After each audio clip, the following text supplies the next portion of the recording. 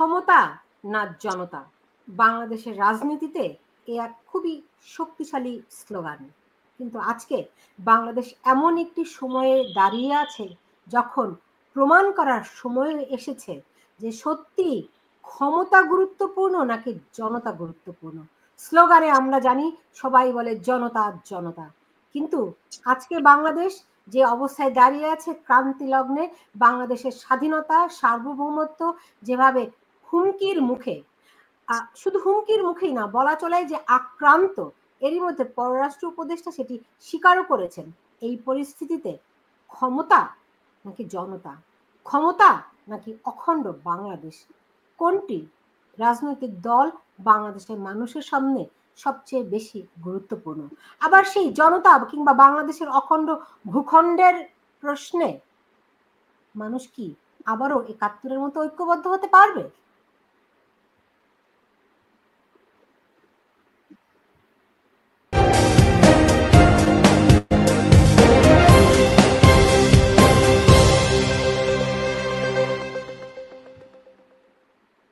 স্বাগত। আমি সুলতানা রহমান, আপনাদের সবাইকে স্বাগত জানাচ্ছি আমার আজকের আয়োজন কোন পথে বাংলাদেশ এই অনুষ্ঠানটিতে। এবং আমার সঙ্গে অতিথি হিসেবে রয়েছেন, আপনারা এক ঝলক এর মধ্যে দেখে ফেলেছেন, আমার সঙ্গে রয়েছেন প্রফেসর নাজমুল হাসান কলিমুল্লাহ, রয়েছেন সাংবাদিক শাহজাদা পারভিন, এবং আমি আছি সুলতানা রহমান। আপনারা যে যেখানে আছেন সবাইকে আরো একবার স্বাগত জানাচ্ছি। কারণ আমি শুরুতেই যে প্রশ্নটি রেখেছি যে ক্ষমতা নাকি জনতা, স্লোগানে আমরা বলি জনতা জনতা, কিন্তু আজকে বাংলাদেশের সামনে সেই প্রশ্নটি সবচেয়ে গুরুত্বপূর্ণ যে বাংলাদেশ অখণ্ড থাকবে কি থাকবে না। বাংলাদেশের ভেতর থেকে যে করিডোর দেওয়ার প্রস্তাব কিংবা সিদ্ধান্ত হয়েছে, যদিও এখন এ নিয়ে সরকার ভিন্ন ভিন্ন রকম কথাবার্তা বলছে, কিন্তু আমরা এরই মধ্যে জেনে গেছি সবাই একই সুরে কথা বলছে যে বাংলাদেশের ভেতর থেকে কোনো করিডোর দেয়া হলে বাংলাদেশের স্বাধীনতা, বাংলাদেশের অস্তিত্বই বিপন্নতার মুখে পড়বে এবং বাংলাদেশ অখণ্ডই থাকবে না, বাংলাদেশ টুকরো টুকরো হয়ে যাওয়ার আশঙ্কা রয়েছে। এরই মধ্যে বিএনপির প্রধান তারেক রহমানও কিন্তু আজকে একটি স্পষ্ট অবস্থান নিয়েছেন। সবগুলো রাজনৈতিক দল এরই মধ্যে বক্তব্য বিবৃতি দিয়েছেন। কিন্তু আমরা জানি গত বছর ধরেই শেখ হাসিনা বারবার করে বলে আসছিলেন যে তিনি ক্ষমতায় থাকতে পারেন যদি তিনি বাংলাদেশকে বিক্রি করে দেন, বাংলাদেশের ভূখণ্ড কারোর জন্য ব্যবহার করতে দেন, তাহলে তিনি আবারও ক্ষমতায় থাকতে পারেন। কিন্তু তিনি বঙ্গবন্ধুর কন্যা, সেটি তিনি করতে রাজি নয়। আজকে তার কথাটি সত্য হচ্ছে কিনা, কারণ সবগুলি রাজনৈতিক দল ঐক্যবদ্ধভাবে যেভাবে অবস্থান নিয়েছে, তাতে করে আবারও প্রশ্ন দেখা দিয়েছে যে আমরা কি আবারও পারবো, আমরা যে পরিমাণ বিভক্ত, সেই বিভক্তিকে পাশে রেখে শুধু জাতির প্রশ্নে, দেশের প্রশ্নে, স্বাধীনতা সার্বভৌমত্বের প্রশ্নে আমরা কি আবারও ৭১-এর মতো কাঁধে কাঁধ মিলিয়ে দেশ রক্ষায় ঐক্যবদ্ধ হতে পারবো? জনাব নাজমুল হাসান কলিমুল্লাহ, আপনার কাছে প্রথমে এই প্রশ্নের উত্তর জানতে চাই। ধন্যবাদ। প্রথম বিশ্বযুদ্ধ উত্তরকালে বিশ্ব মানচিত্র পাল্টে গিয়েছিল ড্রামাটিক্যালি। দ্বিতীয় বিশ্বযুদ্ধ উত্তরকালে একই রকম ভাবে আবারও রিড্রন হয়েছিল বিশ্ব মানচিত্র। ৯০-এর গ্লোরিয়াস রেভলিউশনের পরে, অর্থাৎ পূর্ব ইউরোপের পতন, সোভিয়েত ইউনিয়নের ভেঙে যাওয়া এবং নতুন করে ১৫টি রাষ্ট্রের বিশ্ব মানচিত্রে জায়গা করে নেয়া, এই বিষয়গুলো আপনার এক একটা পর্বে আমরা দেখেছি কার্যকর হতে। আবার একটা সময় এসছে আপনার এই ট্রাম্প এরাতে, তিনি নিজেই যখন আপনার পানামা খাল, কানাডা এবং গ্রিনল্যান্ডের নিরিখে যে বক্তব্য হাজির করেছেন, তা নতুন করে বিশ্ব মানচিত্র রিড্র করবার একটা ক্ষেত্র প্রস্তুত করে দিয়েছে। এবং আমাদের প্রতিবেশী রাষ্ট্র আপনার মিয়ানমার, যাদের সঙ্গে আমাদের সীমান্ত ছিল, এই মুহূর্তে এখন আর সেই সীমান্ত, স্থল সীমান্ত নেই, কারণ মাঝখানে একটা নন স্টেট এন্টিটি নিজেদের জায়গা করে নিয়েছে। এটি হচ্ছে আপনার আরাকান আর্মি নিয়ন্ত্রিত Rakhine Province of Myanmar. Right, সেটি তো আমরা দেখলামই। আমাদের পররাষ্ট্র উপদেষ্টা তৌহিদ হোসেন তিনি স্বীকারও করে নিয়েছেন যে এটা বহির শক্তির হাতে চলে গেছে। তার মানে বাংলাদেশের স্বাধীনতা সার্বভৌমত্ব এই মুহূর্তে আসলে নেই, এটি আমরা সবাই জানি, তাই না? তাহলে যে প্রশ্নটি আমার আপনার কাছে থাকছে, যেহেতু আমার স্বাধীনতা সার্বভৌমত্ব এখন হুমকিতে, শাহজাদা পারভীন প্রশ্নটি আপনার কাছে রাখতে চাই। যেহেতু স্বাধীনতা সার্বভৌমত্ব আমার হুমকিতে, সেই ক্ষেত্রে আমাদের বলা হয় যে আমাদের স্বাধীনতা সার্বভৌমত্বের প্রতীক আমাদের সেনাবাহিনী, তারা কি করছে, এই সরকার কি করছে? যেটি জনাব কলিমুল্লাহ বললেন যে আমাদের একটি ভূখণ্ড নাই আমাদের, আসলে এটি কেউ স্বীকার করুক আর মানে মানে পররাষ্ট্র উপদেষ্টা তিনি বলেছেন যে বহির্শক্তি নিয়ন্ত্রণ করছে, এটি তিনি কূটনৈতিক ভাষায় বলেছেন। কিন্তু মানে সরাসরি আমরা যদি বলি, আসলে আমাদের একটি অংশ মিয়ানমার সীমান্ত আমাদের আর নেই, এটি আরাকানের দখলে চলে গেছে। তার মানে আমার স্বাধীনতা সার্বভৌমত্ব আক্রান্ত হয়েছে, আমরা এরই মধ্যে আমাদের ভূমির দখলও হারিয়েছি। সেক্ষেত্রে আমার সরকার কি করছে, আমার সেনাবাহিনী কি করছে, কিংবা আমার এই সেনাবাহিনীর দরকারই কি, যে সেনাবাহিনী আমার আমার সীমান্ত রক্ষা করতে পারছে না? ধন্যবাদ সুলতানা স্যার, সুন্দর করেই বলেছেন যে বিষয়টা, বর্তমান যে পরিস্থিতিটা। আপনি এর আগে আপনার সঙ্গে একটা শো করেছিলাম, সেখানে কিন্তু আমাদের সেনা প্রধান ওয়াকারুজ্জামান উনি কিন্তু বলেছিলেন যে দেশের স্বাধীনতা সার্বভৌমত্ব বিপন্নের দিকে যাচ্ছে, সবাইকে উনি সতর্ক করেছিলেন এবং বলেছিলেন যে এরপরে বলবেন যে আমি আপনাদেরকে সতর্ক করিনি, উনি কিন্তু করেছিলেন। এবং এর মধ্যে আমরা যখন দেখলাম যে আমাদের পররাষ্ট্র উপদেষ্টা উনি বললেন যে বাংলাদেশের সীমান্ত বহিঃশক্তির নিয়ন্ত্রণে চলে গেছে, বাংলাদেশের নিয়ন্ত্রণে নাই। এরপরে থেকে যখন মানে নিউজ হওয়া শুরু করলো বা এটা নিয়ে সামাজিক যোগাযোগ মাধ্যমে, বিশেষ করে এখন তো টেলিভিশনে আসলে ওইভাবে নিউজ আমরা দেখছি না, সামাজিক যোগাযোগ মাধ্যমে এটা যখন খুব ঝড় তুললো, তখন এক একজন করে বলছেন যে, যেমন প্রেস সচিব বলছেন যে না, গতকালকে উনি সংবাদ সম্মেলনে বলেছেন যে না, এটা এখনো কোনো চুক্তি হয়নি। আজকে যিনি নিরাপত্তা উপদেষ্টা হিসেবে নিয়োগ প্রাপ্ত হয়েছেন, সেই আমরা শুনছি যে উনি মার্কিন নাগরিক, সেই একজন মার্কিন নাগরিকের হাতে আমাদের দেশের নিরাপত্তা ব্যবস্থা তুলে দেওয়া হয়েছে। তিনি বলছেন যে না, এখনো কোনো চুক্তি করা হয়নি। কিন্তু ওনারা মুখে বলছেন চুক্তি করা হয়নি, কিন্তু বাস্তবতা কিন্তু সেটা না।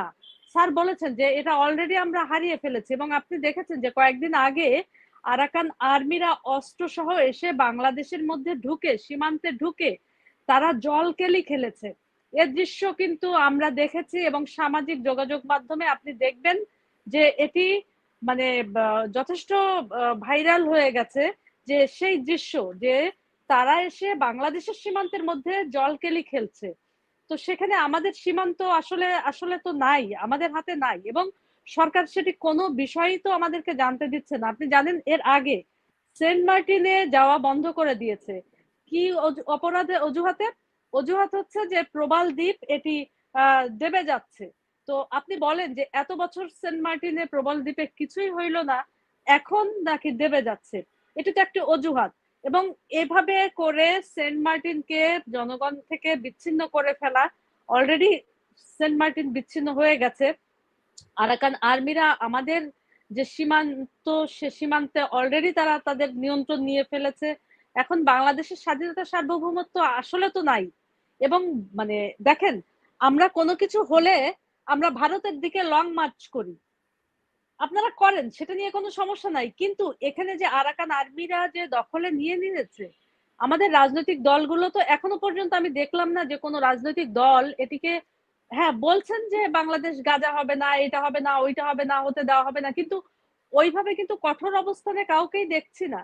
এবং মানে একটা যদি মানে কেউ ঘোষণা দিত যে চলেন আমরা মানে রোড মার্চ করি বা লং মার্চ করি টেকনাফে বা ওই সীমান্ত এলাকায়, সেটি কিন্তু কেউ বলছে না।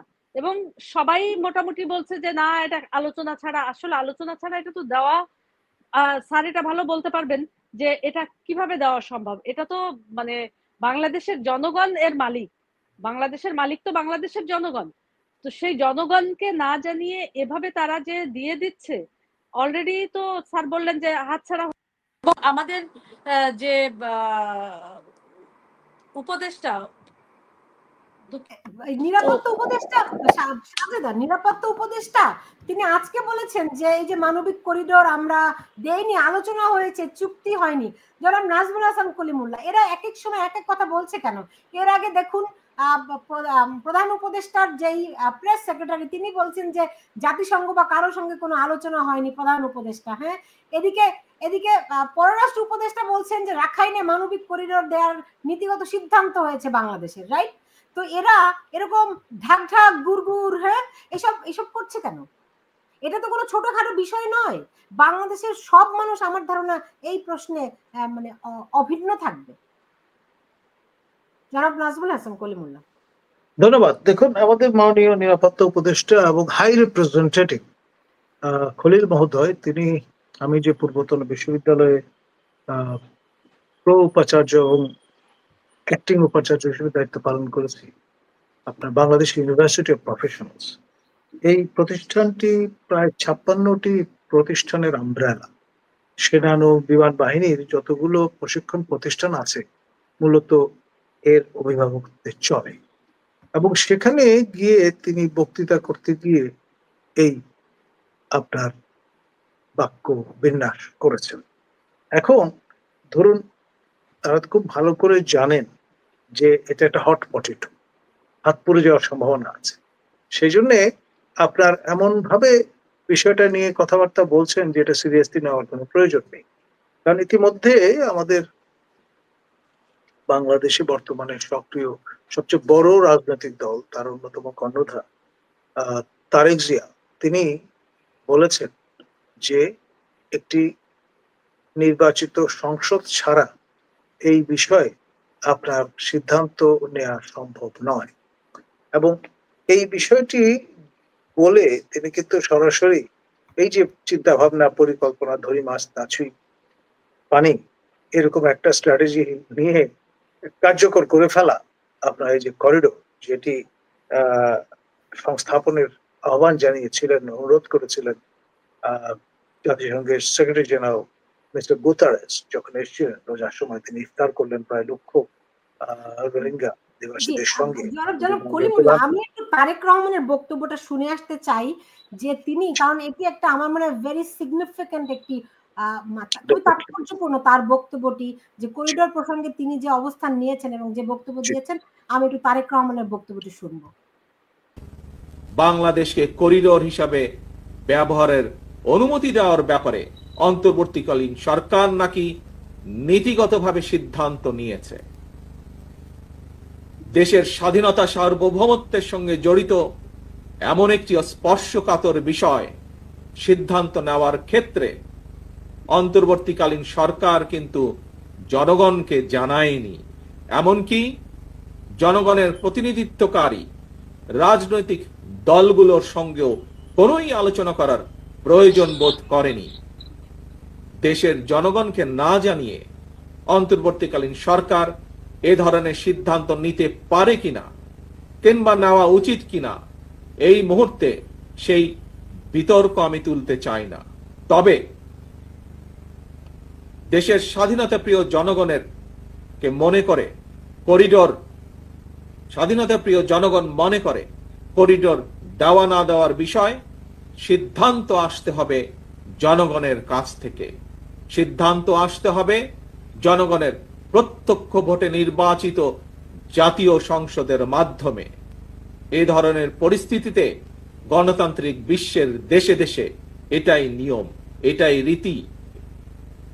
আমাদের বক্তব্য স্পষ্ট, বিদেশিদের স্বার্থ রক্ষার স্বার্থে নয়, অন্তর্বর্তীকালীন সরকারকে সবার আগে দেশের জনগণের স্বার্থ নিশ্চিত করতে হবে।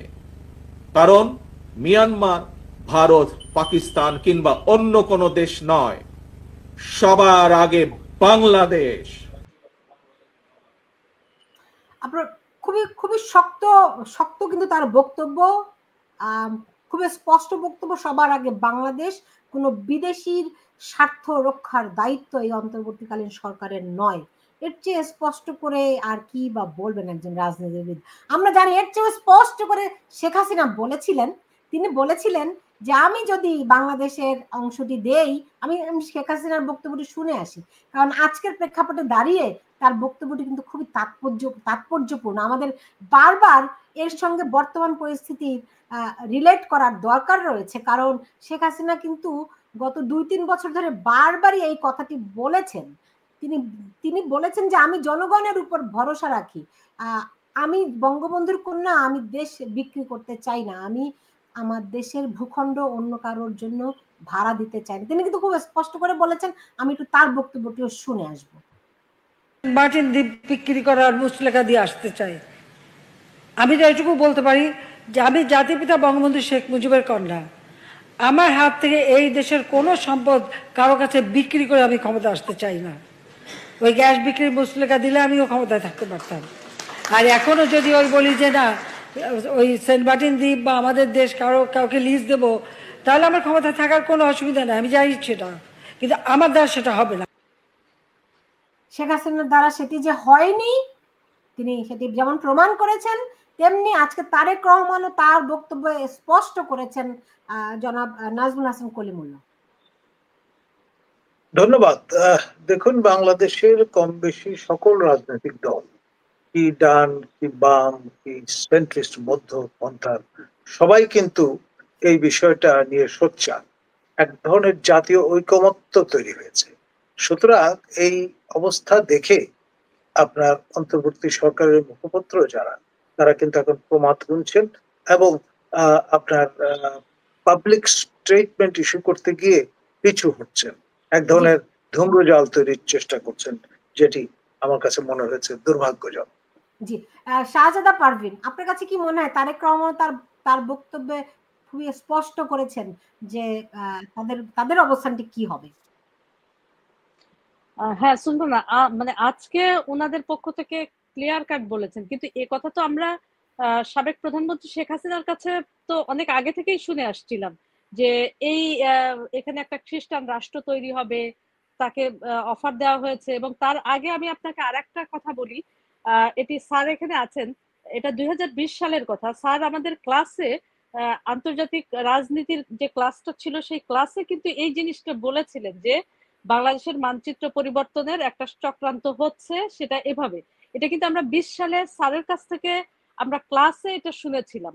এবং সেই ধারাবাহিকতায় যখন সাবেক প্রধানমন্ত্রী শেখ হাসিনার বিভিন্ন সময় আমরা বক্তব্যে শুনেছি, তখন থেকেই কিন্তু বিষয়টার মধ্যে আমরা কিছুটা বুঝতাম যে এরকম কিছু একটা হতে যাচ্ছে। এবং দেখেন, শেখ হাসিনা বারবার বলেছেন কিন্তু যে উনি যে বাংলাদেশের স্বাধীনতা সার্বভৌমত্বের যে ব্যাপারটা সবসময় বলেছেন যে কিছু মানুষের জন্য এই বাংলাদেশের স্বাধীনতা সার্বভৌমত্ব বিপন্ন হবে এবং বিদেশিদের স্বার্থ রক্ষা করার জন্যই তারা আসলে কাজ করছে, বিভিন্ন সময় কিন্তু বলেছেন। এবং অনির্বাচিত সরকার, কোন জনগণের নির্বাচিত সরকার এটি করতে পারে না এবং করবে না, তবে অনির্বাচিত কোন সরকার তারা এই কাজটি তারা করবেন। এবং এই চক্রান্ত আপনি জানেন 2007 সাল থেকেই চলে আসছে।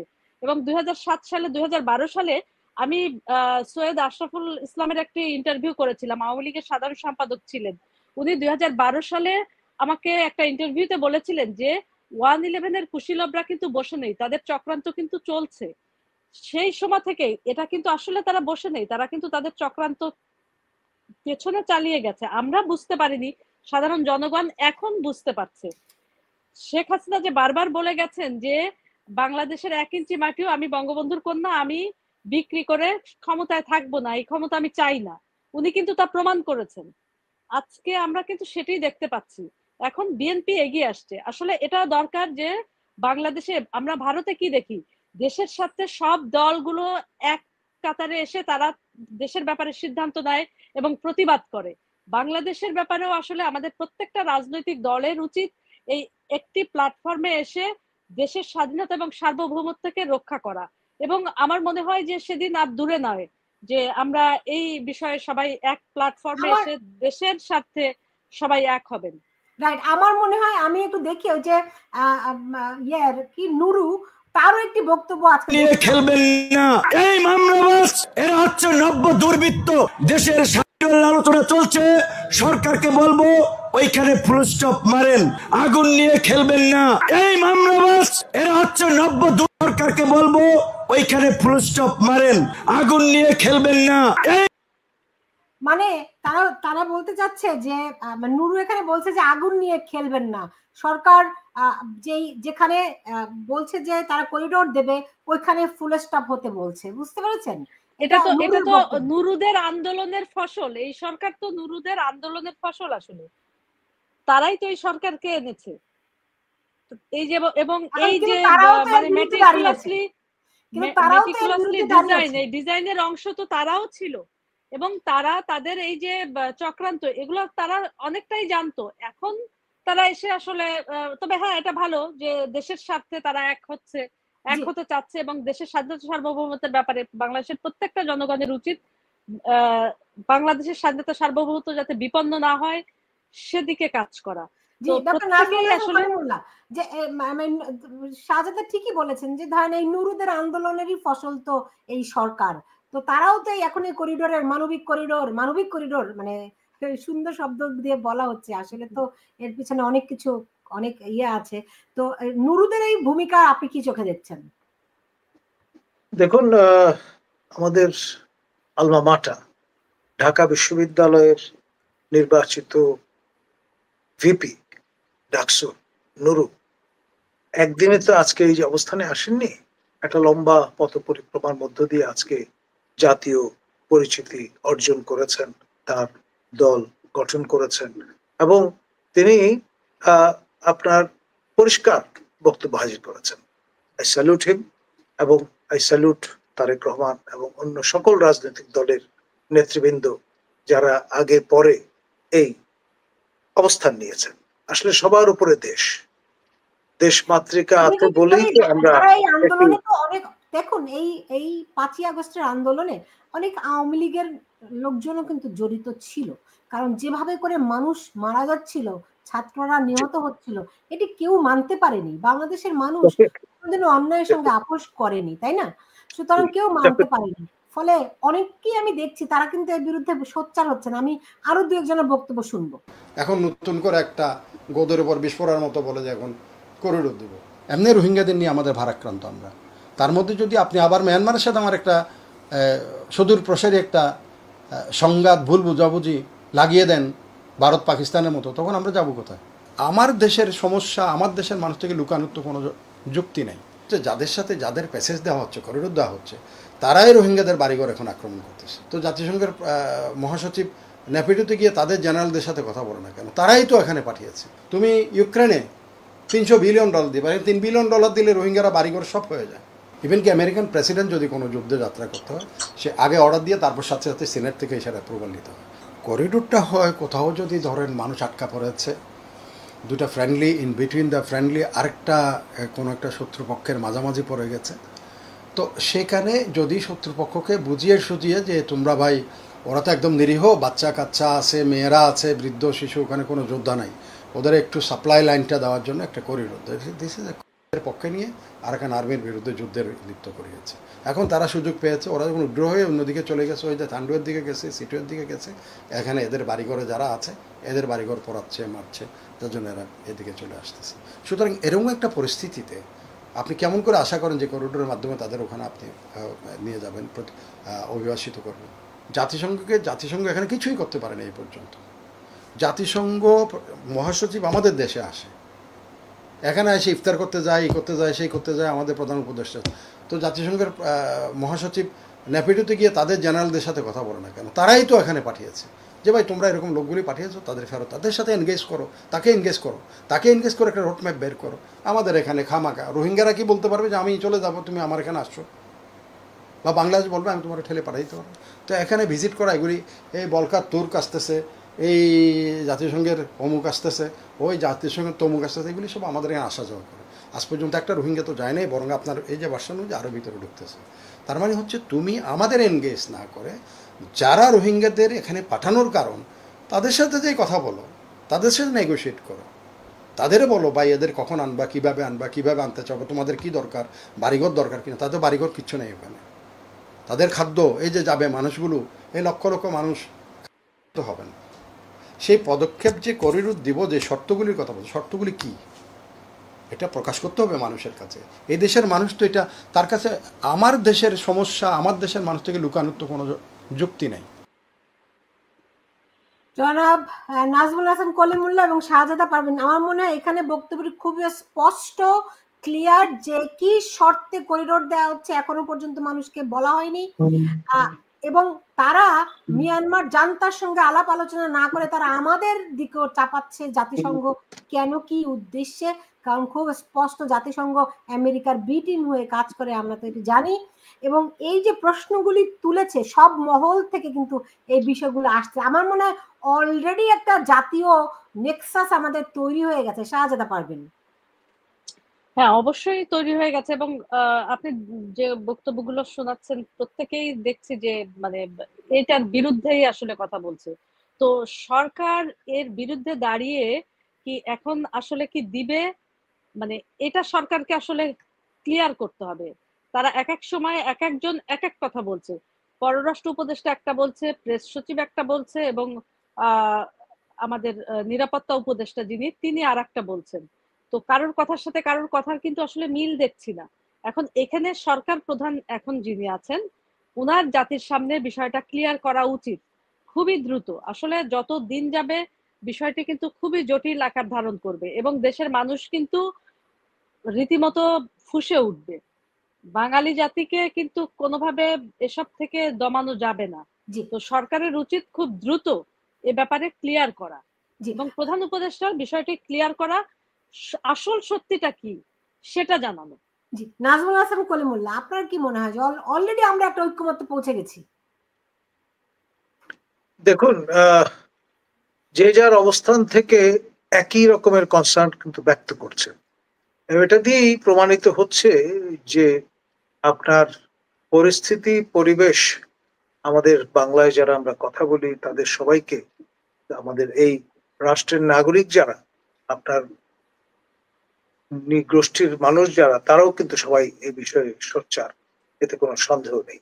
কারণ হচ্ছে আপনার পায়ের নিচে যখন মাটিটা থাকবে না, খোলা আকাশের নিচে আপনাকে তো ঠাঁই পেতে হবে, তল পেতে হবে। এবং সবাই কিন্তু সবার অস্তিত্ব সংকটের সম্মুখীন হলে আপনার সচেতনতা তৈরি হয়। আমরা সেই রকম একটি পর্যায়ে এসে পৌঁছে গেছি। জি, এখন ধরেন উপায় কি আছে? আমরা তো বুঝতে পারছি যে এই সরকার যতই দিন যাবে আরো বেশি শক্তিশালী হতে থাকবে। সুতরাং মানে এই যে শাহজাদা যেমন প্রথমে বললেন যে একটা লং মার্চ করা, কাউকে না কাউকে তো আহ্বান করা এটা রুখে দেওয়ার জন্য, তাই না? মানুষ বলতে শুরু করেছে, এটা একটা গুড সাইন। আমরা বিভিন্ন সোশ্যাল মিডিয়াতে বিভিন্ন রকম এরকম প্লাকার্ড দেখছি যে রাখাইন করিডোরকে না বলুন, না মানে না, এইসব আমরা দেখছি। কিন্তু দিন শেষে রাজপথের যেই মানে এই রুখে দেওয়ার বিষয়টি খুব গুরুত্বপূর্ণ। সেটি কি, সেই ব্যাপারে তো আমরা কোনো অগ্রগতি কি দেখছি? শাহজাদা পারবেন। না, ওইভাবে আসলে এখনো দেখছি না। আপনি জানেন যে বিএনপির সাবেক প্রধানমন্ত্রী খালেদা জিয়া, বিএনপি চেয়ারপারসন বেগম খালেদা জিয়া, উনি দেশের বাইরে আছেন। উনি 2-1 দিনের মধ্যেই দেশে ফিরে আসবেন। তো আমার মনে হচ্ছে যে হয়তো দেশে ফিরে আসার পরে রাজনৈতিক দলগুলো বসে আলোচনা করে, তবে বিষয়টি হচ্ছে যে এটি আসলে অনেক দেরি হয়ে যাচ্ছে। এই বিষয়টি নিয়ে যত দ্রুত পারা যায় এই বিষয়টি নিয়ে আসলে কথা বলতে হবে প্রত্যেকেরই। কিন্তু সরকারের তো আসলে ওইভাবে কিছু দেখছি না। তাদের তো এক এক দিন এক এক ধরনের মানে নাটক মঞ্চস্থ হচ্ছে। আজকে আপনি দেখেছেন যে এনসিপির নেতা হাসনাত আব্দুল্লাহ তিনি গাজীপুরে গিয়েছিলেন, সেখানে তিনি তার গাড়ি আক্রমণের শিকার হয়েছে। এখন কথা হচ্ছে যে উনি গাজীপুরে গেছেন, ওনার দলের নেতাকর্মীরাই কিন্তু জানেন না। এ বিষয়টি কিন্তু মানে খুবই রহস্যজনক কিন্তু বিষয়টা। তো তার উপরে হামলা হয়েছে, তার নেতাকর্মীরাই জানে না যে তিনি ওখানে গেছেন। তাহলে কারা তার উপরে হামলা করলো?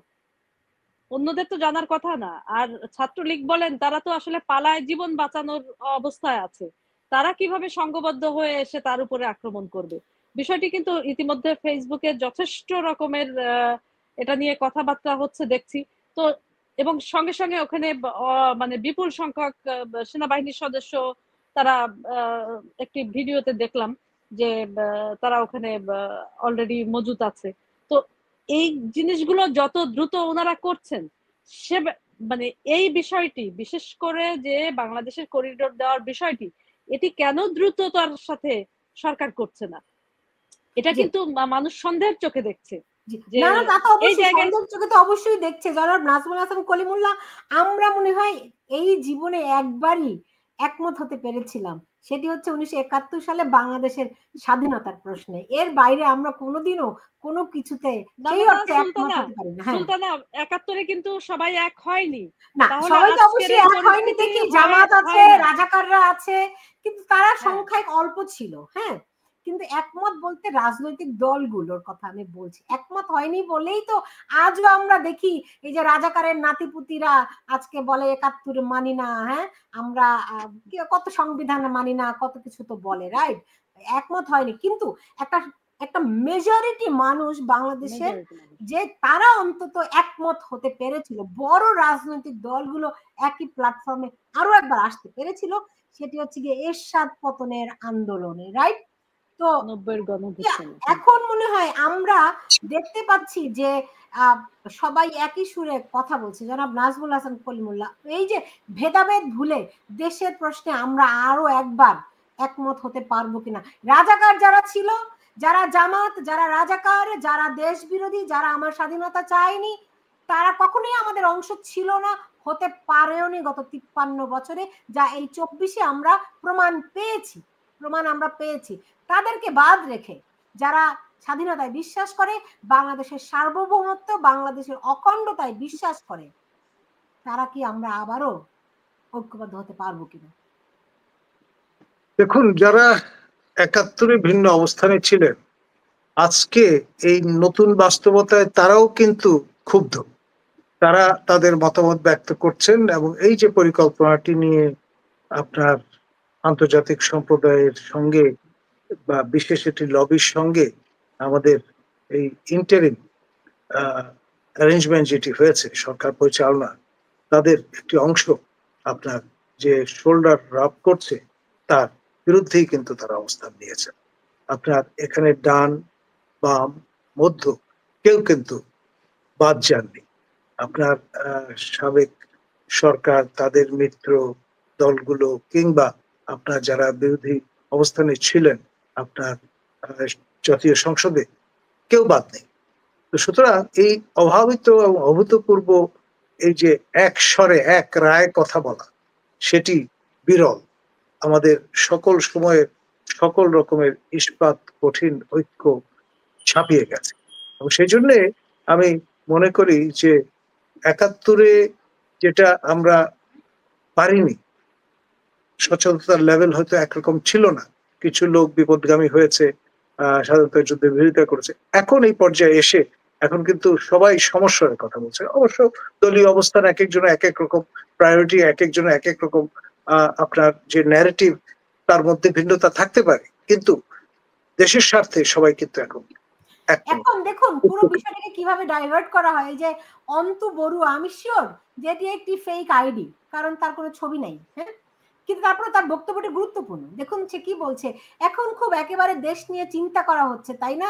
দেশকে চুষে ধ্বংস করে, দেশকে ঋণগ্রস্ত করে $234 বিলিয়ন পাচার করার সময় এমন দরদ কোথায় ছিল, কোথায় আছে অতিভক্তি চোরের লক্ষণ? হ্যাঁ, এই যে এই সমস্ত কথা বলে দেশ আজকে যে যখন ক্রান্তি লগ্নে এই যে মিথ্যা প্রপাগান্ডা চালিয়ে যে আসল দৃষ্টিটিকে অন্যদিকে সরিয়ে রেখে বাংলাদেশের একটা ভয়াবহ সর্বনাশ ডেকে আনা, এই যে চক্র, তারা কিন্তু এখনো আবারও অনেক শক্তিশালী।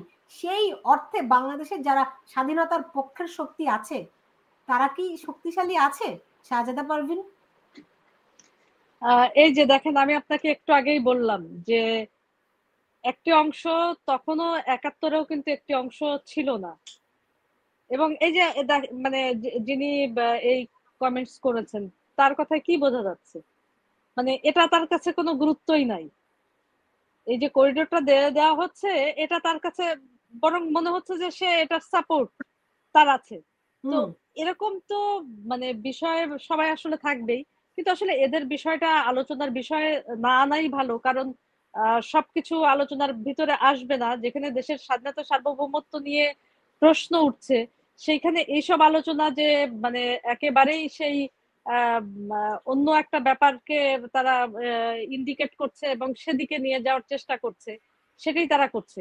তো আমাদের সেনাপ্রধান যখন উদ্বিগ্ন, আমার মনে হয় যে এই জায়গাটি আমাদের দেশপ্রেমিক সেনাবাহিনী তারা খুবই সতর্কতার সাথে বিষয়টি দেখবেন। এবং আমি গতকালকে দেখলাম যে একটি রামু ক্যান্টনমেন্টের যে উচ্চপদস্থ সেনা কর্মকর্তারা আছেন, তাদেরকে বের না হওয়ার জন্য একটা আদেশ জারি করা হয়েছে। তো নিশ্চয়ই সেনাবাহিনী বিষয়গুলোর উপরে নজর রাখছেন, এবং যেহেতু আসলে এখন দেশে কোনো জনগণের নির্বাচিত কোনো সরকার নাই, সে জায়গাটি ডিসিশন দেওয়া বা সবকিছুর ব্যাপারে একটা সমস্যা তো আছেই, এটা তো আমরা বুঝতেই পারছি। তারপরে এই সরকারটা অনির্বাচিত একটা সরকার, এর কোনো জবাবদিহিতাই নাই এই সরকারের। জনগণের তারা তাদের ইচ্ছা মতো যা খুশি তাই তারা আসলে করছে। তো সেই জায়গায় দাঁড়িয়ে আমার বিশ্বাস যেটি, সেটি হচ্ছে যে আমাদের দেশপ্রেমিক সেনাবাহিনী সকল চক্রান্ত আসলে রুখে দিবেন বাংলাদেশের জনগণকে সঙ্গে নিয়ে, এটা আমি বিশ্বাস করি। আমি মাঝে মধ্যে বুঝতে পারি না, তাদের কথায় কথায় আমাদেরকে দেশপ্রেমিক বলতে হয়, তাই না? তো ঠিক আছে, তারা দেশপ্রেমিক সেনাবাহিনী, জনাব নাজমুল হাসান করিমুল্লাহ, আমার এই দেশপ্রেমিক সেনাবাহিনী কি করছে? যখন আমার স্বাধীনতা সার্বভৌমত্ব আক্রান্ত, যখন আমাদের পররাষ্ট্র উপদেষ্টা বলছেন যে বহির্শক্তি আমাদের সীমান্ত নিয়ন্ত্রণ করছে, সরাসরি ভাষায় যাকে বলে আমরা আমাদের ভূখণ্ড হারিয়ে ফেলেছি, রাইট?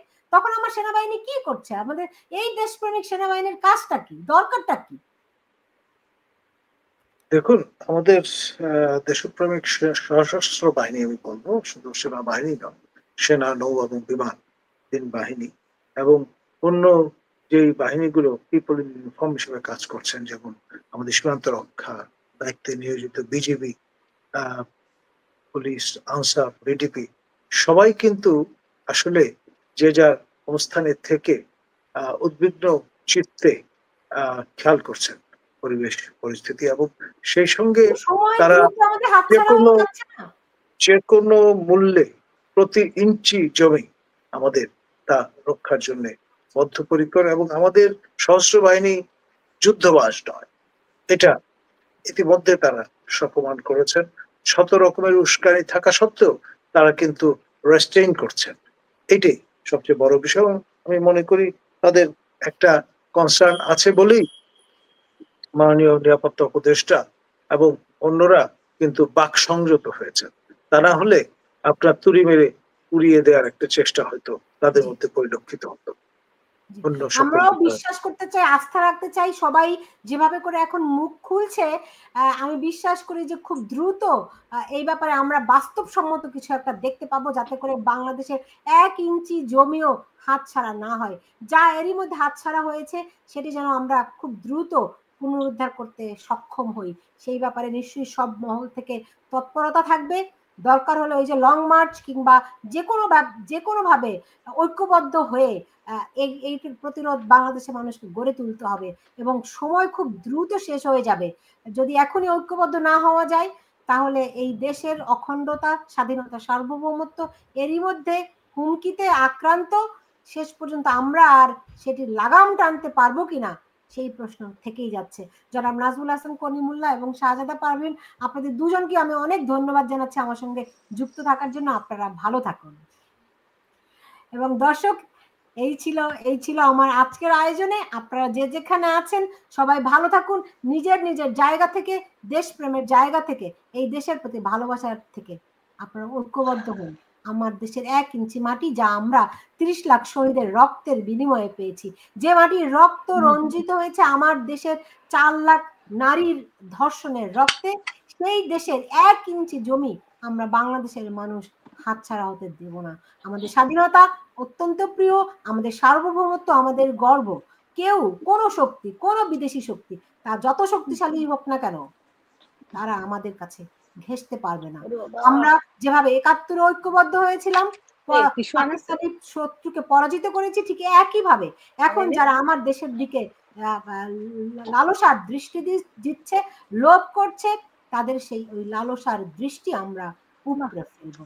যে যেখানে আছেন সবাই ভালো থাকুন, প্রতিরোধ গড়ে তুলুন সবাই। না, তোর এই মেকআপ এসে আমার কালকে মেকআপ ভালো ছিল।